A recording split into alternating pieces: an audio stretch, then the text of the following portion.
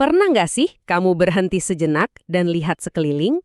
Semuanya itu terus berubah. Air bisa jadi es, kayu kalau dibakar jadi abu, pagar besi lama-lama berkarat. Nah, di balik semua itu ada rahasianya loh. Dan kali ini kita bakal kupas tuntas bareng-bareng. Udah siap? Kita semua tahu kan es itu mencair, kayu itu terbakar. Ya iyalah, tapi pernah nggak kamu mikir lebih dalam lagi? Sebenarnya apa sih yang terjadi? Di level yang super kecil yang nggak bisa kita lihat, apa yang sebenarnya lagi berlangsung? Ada dunia tersembunyi di balik hal-hal yang kelihatannya simpel ini. Jawabannya ternyata ada di partikel-partikel super kecil yang nggak kelihatan.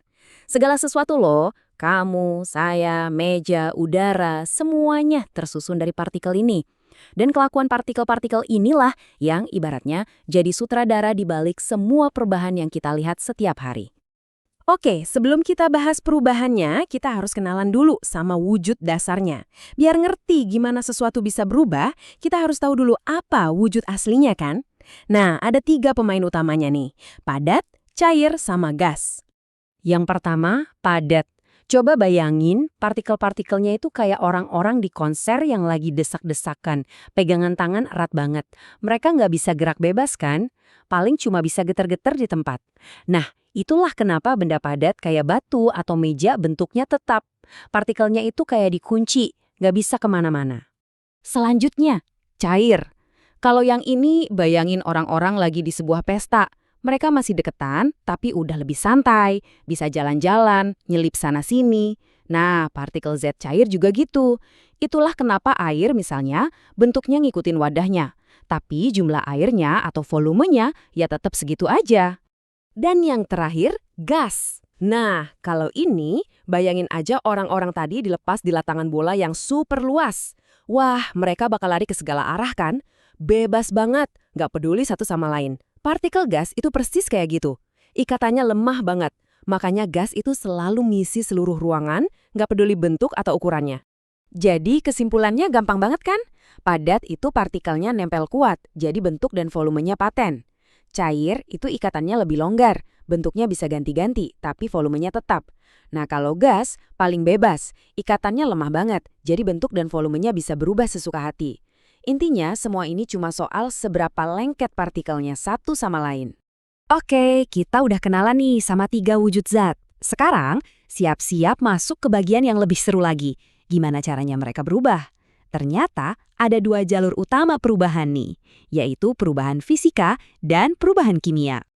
Apa sih bedanya? Gini deh, bayangin aja perubahan fisika itu kayak kita ganti baju. Orangnya kan tetap sama, cuma penampilannya aja yang beda.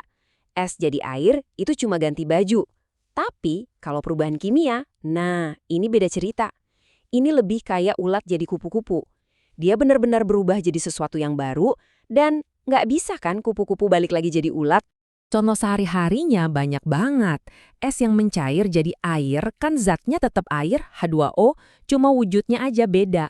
Atau pas kamu ngaduk gula di teh, gulanya kan nggak hilang, dia cuma nyebar aja. Nah, ini semua itu perubahan fisika. Zat aslinya nggak berubah. Dan buktinya, airnya bisa kita bekuin lagi jadi es kan? Bisa dibalikin. Terus, gimana caranya kita tahu kalau itu perubahan kimia? Gampang. Kita jadi detektif aja. Cari tanda-tandanya. Misalnya, tiba-tiba muncul gelembung gas padahal nggak lagi direbus. Atau warnanya berubah total. Atau nih, suhunya tiba-tiba jadi panas atau dingin tanpa sebab. Kalau kamu nemu salah satu petunjuk ini, wah, kemungkinan besar kamu lagi ngeliat zat baru terbentuk. Oke, udah siap buat studi kasus? Sekarang kita gabungin semua yang udah kita bahas buat mecahin satu misteri sederhana yang sering kita lihat, tapi mungkin nggak pernah kita pikirin dalam-dalam. Misteri sebatang lilin yang menyala? Coba perhatiin deh, fokus ke sumbunya aja. Pas sumbu itu kebakar, jadi hitam, terus makin pendek. Menurut kamu itu perubahan fisika atau kimia? Ayo, coba pakai ilmu detektif yang tadi. Dan jawabannya adalah perubahan kimia, betul banget. Kenapa? Karena sumbu yang terbakar itu menghasilkan zat yang benar-benar baru. Ada asap, ada abu. Nah, abu itu kan nggak bisa kamu sulap balik jadi sumbu lagi kan? Ini jelas-jelas perubahan kimia. Eits, tapi tunggu dulu, misterinya belum kelar. Sekarang, gimana sama lilinnya yang meleleh? Cairan lilin itu perubahan apa? Nah, ini dia bagian yang serunya. Lelehan lilin itu adalah perubahan fisika. Kenapa? Ya karena lilinnya cuma ganti wujud, dari padat jadi cair. Nggak ada zat baru yang muncul. Kalau udah dingin, dia bakal jadi lilin padat lagi. Gimana? Keren banget kan? Cuma dari satu lilin nyala, ternyata ada dua jenis perubahan yang terjadi barengan, fisika dan kimia. Nah, inilah asyiknya sains. Begitu kita paham konsep-konsep kayak gini, kita jadi kayak punya kacamata baru buat ngelihat dunia. Nah, sekarang giliran kamu. Coba deh, setelah ini lihat sekelilingmu. Pas lagi masak di dapur, lihat pagar yang berkarat, atau bahkan pas kamu lagi napas. Coba tebak, perubahan apa aja yang lagi terjadi? Fisika atau kimia? Sekarang kamu udah punya bekalnya. Selamat jadi detektif sains di kehidupan sehari-hari.